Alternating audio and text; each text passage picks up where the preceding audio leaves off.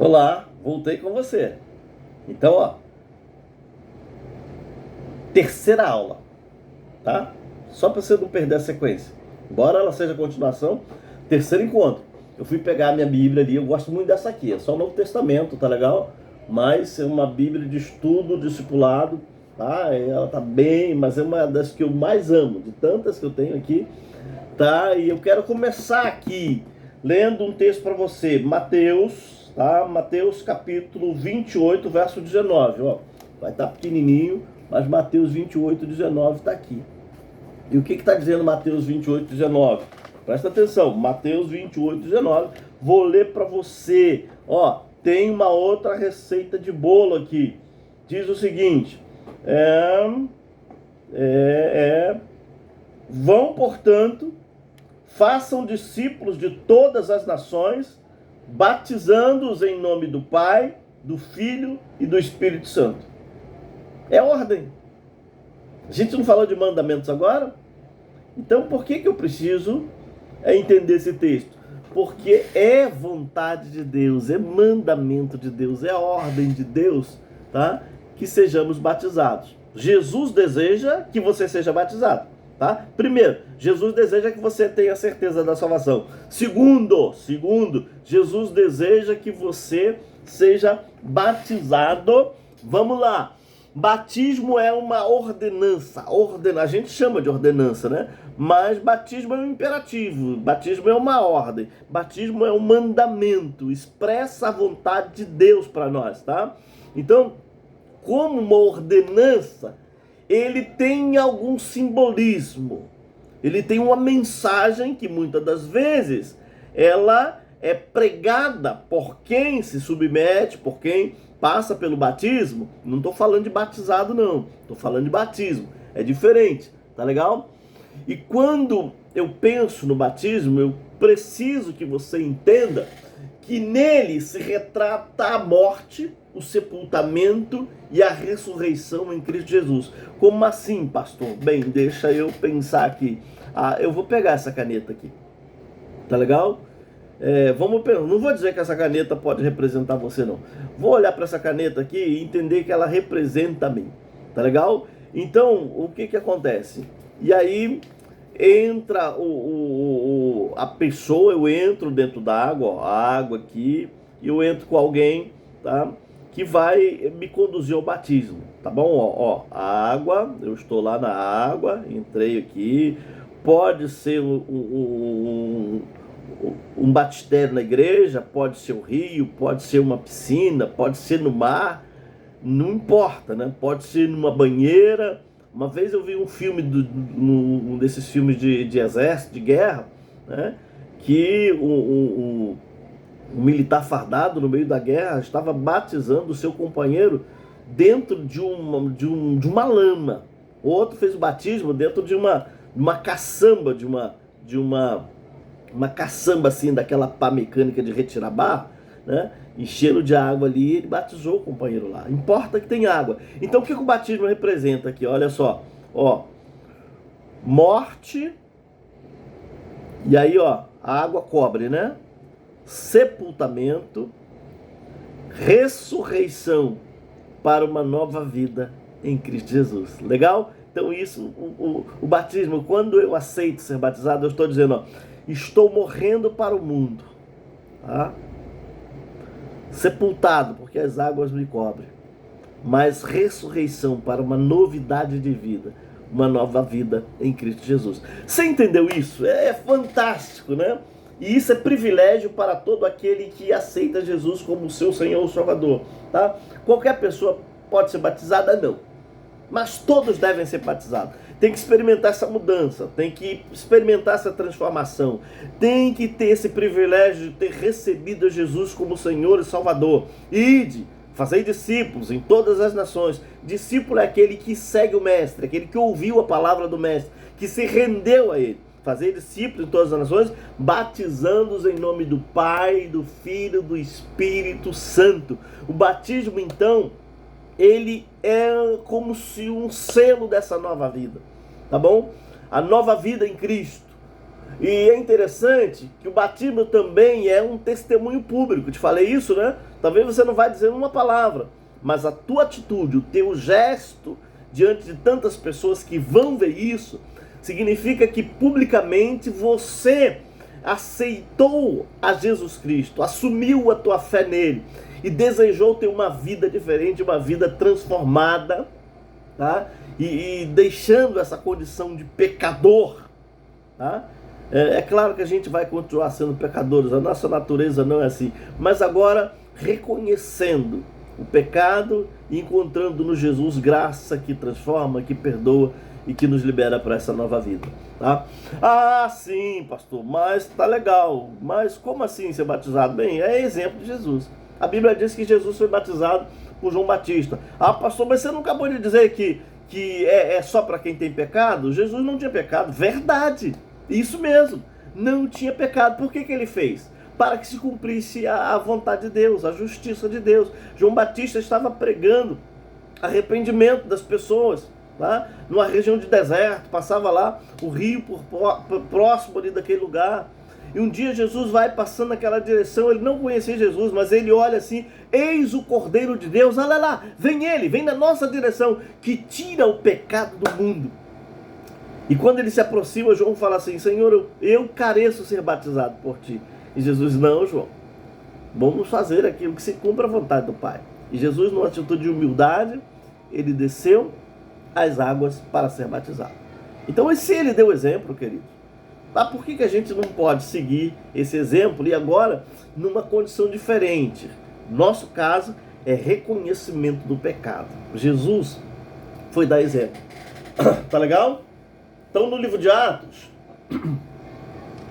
falando muito, né? No livro de Atos, cada pessoa que aceitava Jesus Cristo como seu Salvador era batizada. Através dos tempos, muitos têm sido batizados, cumprindo assim a ordenância de fé deixada por Jesus. Ei, você quer ser batizado, não é isso? Ó, então a gente vai seguir em frente. Desiste não.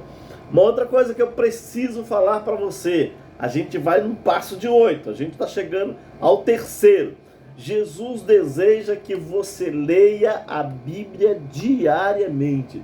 Jesus deseja que você leia a Bíblia diariamente. E tem um texto que eu vou pedir para você localizar, que a gente ganha tempo. Tá legal? 2 Timóteo, segunda carta que Paulo escreveu a Timóteo, seu filho na fé. Capítulo 3, versos 16 e 17. 2 Timóteo 3, 16 e 17. Você vai lá dar uma procurada lá e depois a gente conversa. Tá legal? Mas Jesus deseja que você leia a Bíblia diariamente. Você tem na palavra de Deus alimento espiritual. Entendeu? Você não nasceu de novo, filho? Tá? As nossas crianças, ó, eu sou pai de 2 homens casados, adultos, pai de família já, que tiveram seus próprios filhos, mas os meus filhos não nasceram grandes. Nasceram pequenininhos, 3 quilos e pouquinho, o outro nasceu um pouquinho menos, tá? Mas o que acontece? Precisaram se alimentar, primeiro do leite da mãe, depois com outras alimentações, né?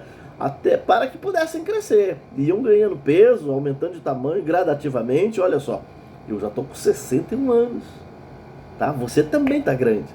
Mas o que facilita, favorece, o que contribui significativamente para o nosso crescimento? É a alimentação, queridos. É a alimentação.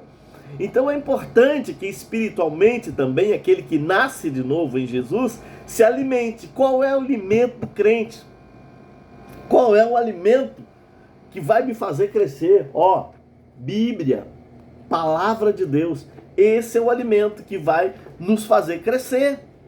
Tá? E é importante que você olhe para isso, porque eu quero falar de Pedro, apóstolo Pedro, tá legal?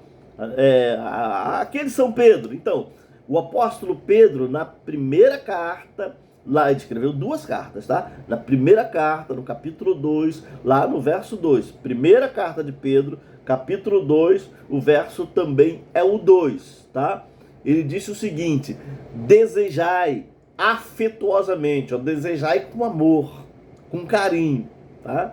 Desejai com prazer, afetuosamente, como meninos recém-nascidos. Nosso caso, né? Acabamos de nos converter, Não importa se você fez isso com 30, 50, 60 anos, é menino novamente nascido. Desejai afetuosamente o puro leite racional. Ele vai falar de leite racional, para que por ele vá crescendo. Ó, puro leite racional, que é a palavra de Deus, para que por ele vá crescendo, tá? Então isso é todo dia, é diariamente. Eu preciso estudar a palavra, como a gente está fazendo aqui, tá bom? Então, ó, lê a Bíblia, é comida, né? Lê a Bíblia assim, né? Mas é ler a Bíblia assim, ó, é comida. Isso aí, legal? Tem um salmista que diz assim: lâmpada para os meus pés é a tua palavra, Senhor, e a luz para o meu caminho. Lâmpada para os meus pés é a tua palavra, é luz para o meu caminho. Que coisa tremenda, tá legal? Então veja o seguinte, começa com o Novo Testamento. Eu estou falando de Novo Testamento com você aqui, né? Pega o Evangelho de João, te dei uns textos romanos lá, mas você pode começar no Evangelho de João e vem direto. E a gente vai tirando dúvidas. A gente tem escola bíblica dominical para isso, querido. Escola dominical da nossa igreja, ó, da Igreja Batista Central Nova Milagre. Escola dominical da Igreja Batista Central Nova Milagre, ó, bomba. Tá legal? A turma ensina. Ensina com gosto, ensina com vontade. Tá legal? Então, assim, a igreja tem que ter escola bíblica. Tá? Quarto de 8. Jesus deseja que você ore diariamente. Eita, pastor, não sei orar. Sabe sim, querido. Tá? Orar é falar com Deus. Orar é dizer: Deus, eu estou aqui, eu queria conversar com o Senhor. Se eu tenho um tempinho para me ouvir. Simples assim. Tá bom? Então, como crente, você tem o maravilhoso privilégio de orar, tá? De falar com Deus. Jesus disse o seguinte, ó, João 16, 24. Até agora nada pediste em meu nome. Pedi e recebereis, para que o vosso gozo, a sua alegria se cumpra. Tá? Então, a oração, queridos, é uma parte muito importante da vida do crente, do novo crente, do crente veterano, do crente lá maduro, do velho crente. O crente não pode parar de orar, tá? Porque a oração também é uma janela de alimentação muito importante, tá? Então é assim, eu falo com Deus através de oração. Deus fala comigo, tá? Ele tem muitas maneiras de falar. Deus pode falar comigo com sonho, Deus pode falar comigo pela palavra que o pastor prega, Deus pode falar comigo quando eu estou lendo a Bíblia, quando eu pego um folheto como esse aqui, eu vou ler um texto aqui, ó, e Deus pode falar comigo, mas Deus fala comigo principalmente, prioritariamente, através da palavra, tá bom? Eu falo com Deus na oração, Deus fala comigo na palavra. Eu falo com Deus na oração, Deus fala comigo na palavra. Eu falo com Deus na oração, Deus fala comigo na palavra. Você está entendendo? Então isso é importante, tá legal? Jesus passou muito tempo orando, tá? Houve ocasiões que ele passou noites inteiras em oração, ou seja, a oração faz parte da vida de Jesus, faz parte da vida do crente, faz parte da vida do servo de Deus. Mantenha o momento certo. Pode ser o seu quarto, pode ser no fundo da sua casa, pode ser no lugar que você tiver mais reservado, ou então você está indo para o trabalho dentro do ônibus, fecha os seus olhos, Senhor, abençoa essa nossa viagem aqui, que nenhum mal aconteça aqui, fala o meu coração, cuida da minha família, fale com Deus, tá? Mantenha o momento certo, talvez cada dia sozinho, mas experimente orar. Orai sem cessar. Paulo, quando escreve a Tessalonicenses, deixa eu falar para você aqui, chega aqui.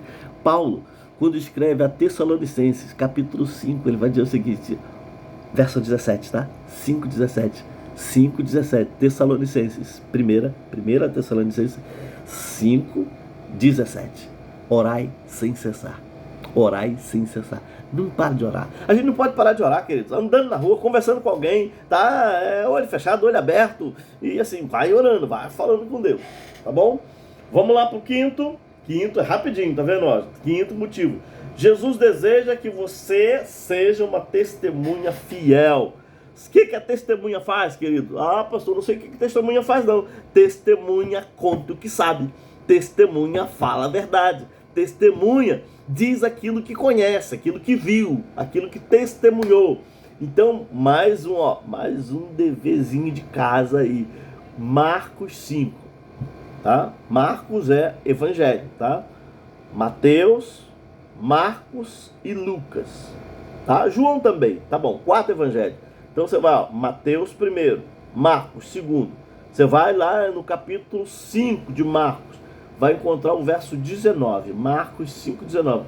Eu quero que você dê uma olhada nesse texto, tá bom? Ó, tá aqui, ó, tá aqui, tá? Você vai pensar Mateus, Mateus, aí você anda mais um pouquinho, Marcos, Marcos, deixa eu ver aqui, vou voltar que eu passei, tô no 10, passei 9, 8, tô voltando, tô andando para trás, não pode andar para trás não.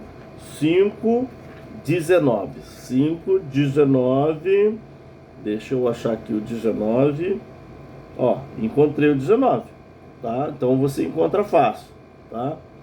Quando Jesus estava entrando no barco, aí você vai continuar lá, tá legal?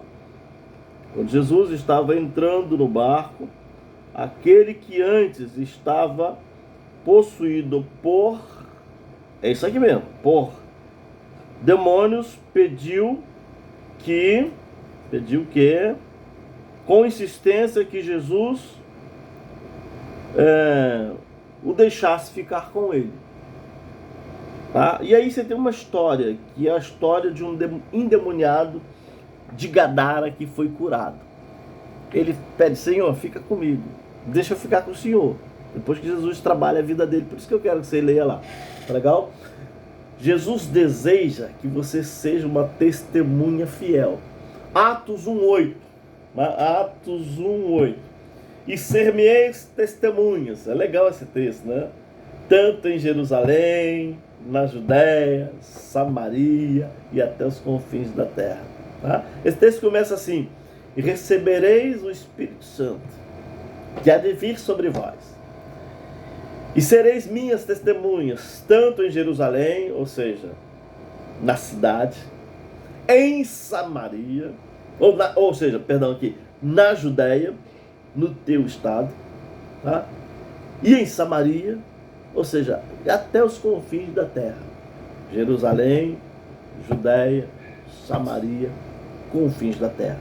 Pense assim, na cidade onde eu moro, tá? No estado onde eu moro, no país onde eu moro e até em outros países bem distantes. Deus deseja que nós sejamos testemunhas fiéis, né?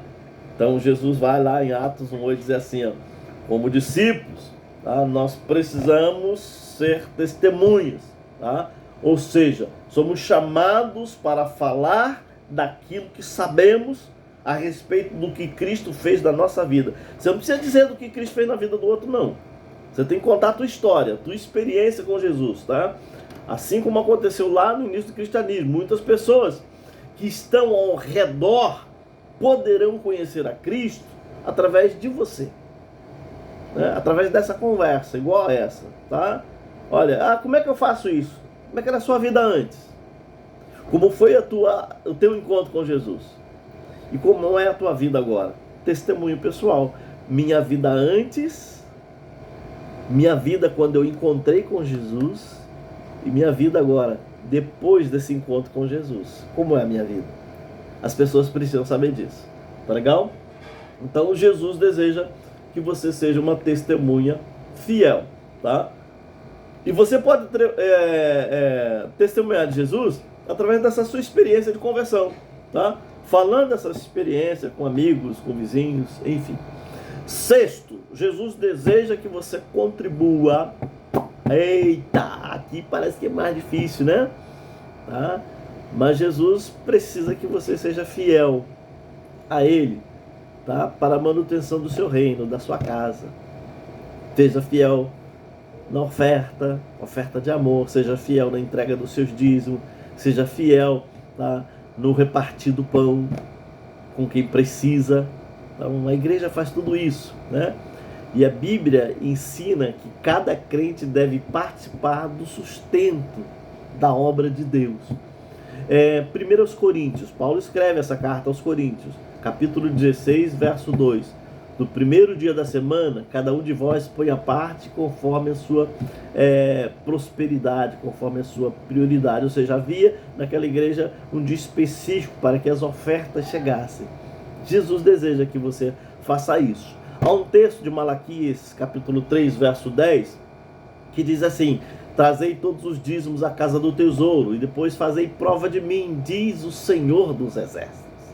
Traz o seu dízimo, traz a sua oferta, faz isso como um testemunho de fé, e depois experimenta ver o que Deus vai fazer na tua vida, porque tem promessa aqui, tá?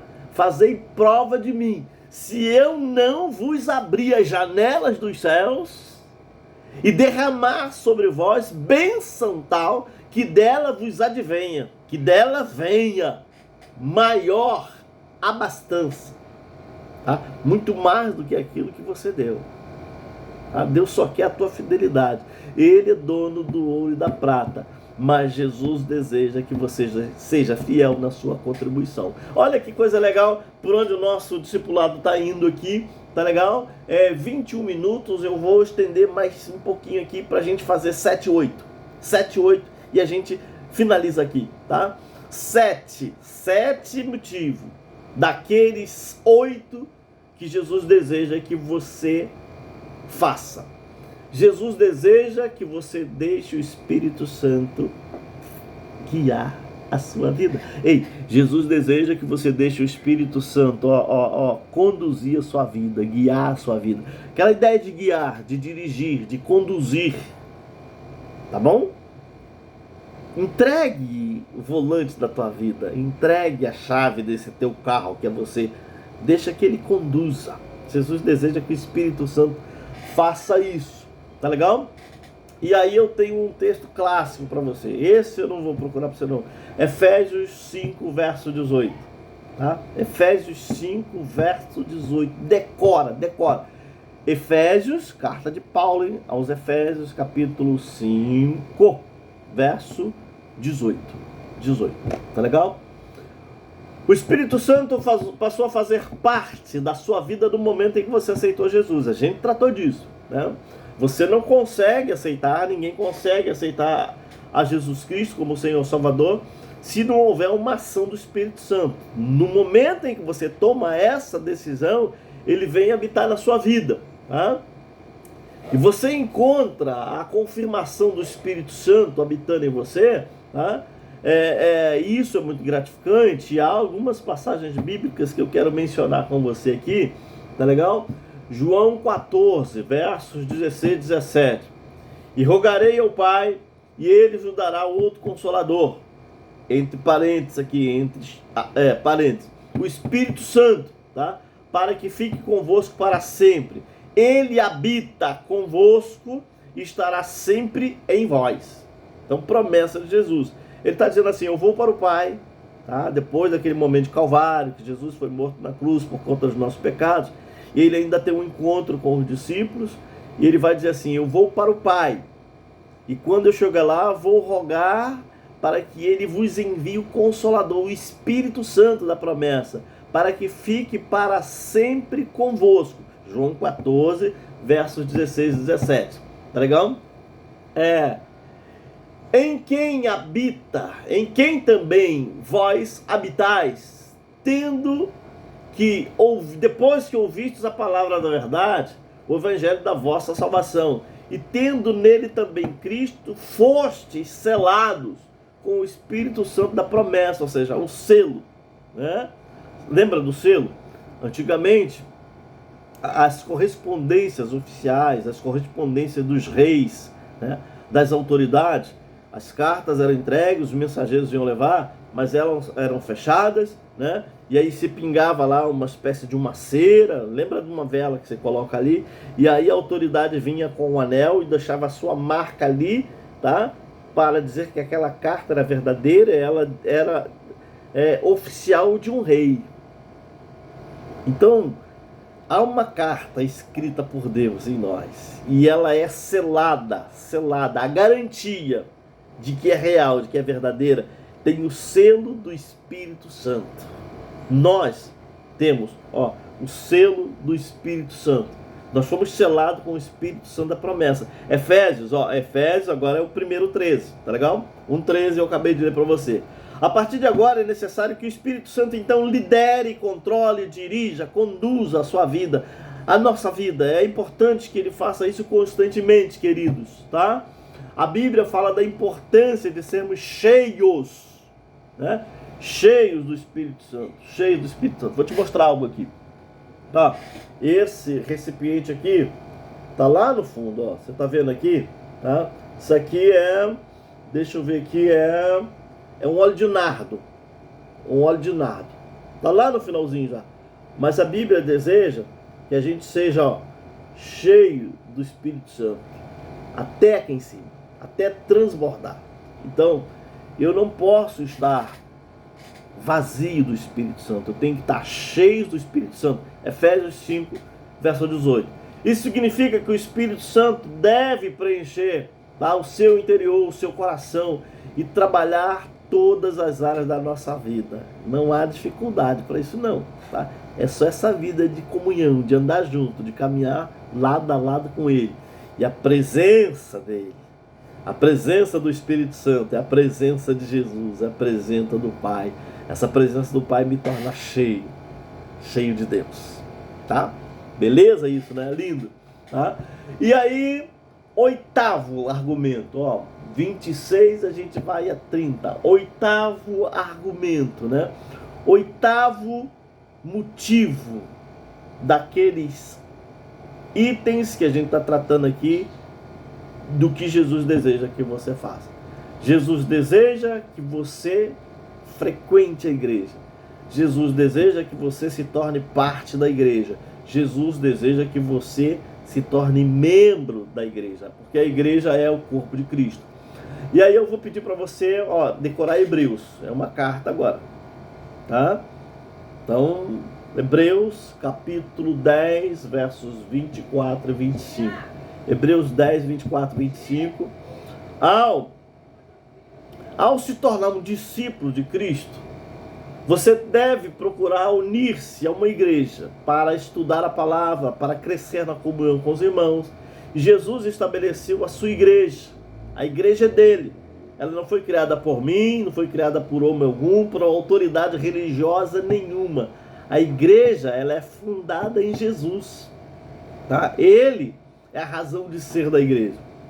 Ele amou a igreja. Ele morreu pela igreja, tá? Hebreus 10, 25, a gente vai encontrar lá essa orientação que devemos frequentar, participar assiduamente da vida da igreja, diligentemente da vida da igreja, não nos comportando como pessoas que sejam displicentes, tá? Ó, parte do texto lá está dizendo o seguinte: não abandonemos a nossa congregação, né, as nossas reuniões na igreja, como alguns costumam fazer, tá? Uma igreja que crê na Bíblia poderá ajudá-lo de 3 maneiras. Uma igreja que crê, que professa Jesus, pode nos ajudar de 3 maneiras, e a gente está finalizando. Primeira maneira, tá? Você ouvirá a palavra de Deus proclamada do púlpito e da escola bíblica dominical. E isso é alimento para crescimento. Tá legal? Então a palavra é pregada. Uma igreja bíblica, uma igreja que faz a vontade de Deus, ela prega a palavra, ela ensina a palavra. Tá legal? Então é importante, tá? Primeiro você ouvirá a palavra de Deus proclamada do púlpito, e depois ela é ensinada na escola bíblica dominical. Segundo, você será fortalecido e encorajado através da comunhão dos irmãos, né? É os laços de fé. A igreja é a família espiritual, né? É a reunião dos servos, é a reunião dos salvos. É o melhor lugar do mundo, queridos. Então, ó, é um lugar de comunhão. E aí a gente cresce e a gente é fortalecido por essa convivência com os irmãos, né? Todo crente precisa de força. Eu sou pastor, 32 anos. Querido, eu preciso de força. Eu preciso de ânimo. Eu preciso de alguém que me levante, que alguém que me impulsione. Então a igreja é lugar para isso, da gente se ajudar mutuamente, né? E é através desta comunhão que se dá isso. Terceiro, você encontrará um meio melhor de servir a Jesus na igreja. Tá legal? Porque nós somos obras das suas mãos, diz a palavra. Criados em Jesus Cristo para as boas obras. Deixa eu te falar um negócio aqui. Algumas pessoas acham que para ser salvo elas precisam praticar boas obras. Algumas religiões ensinam isso. Que para o cidadão ser salvo, ele precisa praticar boas obras. Não. Efésios está dizendo assim: pela graça sois salvos, graça de Deus. Isso não vem de vós, é dom de Deus, não vem das obras, para que ninguém se glorie, para que você não diga, eu mereço, eu tenho mérito, tá? Eu estou aqui porque eu fiz isso, eu fiz aquilo outro. Não, não vem das obras, tá? É pela graça que nós somos salvos. Mas agora nós somos salvos para as obras, não pelas obras, mas para as obras. Ou seja, aquele que é salvo por Jesus tem prazer em servir, tem prazer em ajudar, tem prazer em abençoar, tem prazer em repartir o pão, tem prazer em ajudar o seu próximo, porque essa é a vontade de Deus, querido. A gente faz isso com alegria. Isso não vai nos conduzir à salvação, mas a salvação nos conduz a isso. Você está entendendo que coisa tremenda? Tá? Então isso significa dizer, tá? Ó, Efésios 2, verso 10, tá? Efésios 2, 10, tá? Isso significa dizer que nós somos salvos para servir. Entendeu? Então, ó, Cristo deu a igreja para que, juntamente com outros irmãos, outros salvos, outros amigos dessa família de fé, dessa comunidade de fé, possamos servi-lo melhor. E a gente serve ao Senhor servindo ao nosso próximo. E essa é a maior de toda a bênção. Tá legal? Seja bem-vindo à igreja. Seja bem-vindo à Igreja Batista Central em Olavo Bilac. Tá? A gente está aqui no nosso discipulado de batismo. Te dei 8 motivos, 8 argumentos. É claro que você tem um discipulador aí na tua casa, né? Tem um irmão que está aí estudando com você. E agora você vai fazer com ele algumas respostas, alguns exercícios básicos lá. Mas é só você ouvir esses 3 áudios que eu te mandei. Essas 3 videoaulas. Vai te ajudar bastante aí. Deus te abençoe, ó.